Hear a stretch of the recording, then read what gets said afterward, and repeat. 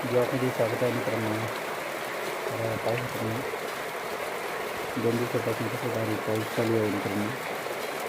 तर असंच तरी पण पाऊस शेवटपर्यंत यायला पाहिजे, जेणेकरून आपल्या पुढच्या रब्बी हंगामी पिकासाठी जे पाणी साचलं जाईल ते आपल्याला कामात येईल. ते असेल गहू असेल किंवा हरभरा असेल, त्यासाठी आपल्याला कामात येऊ शकते मित्रांनो.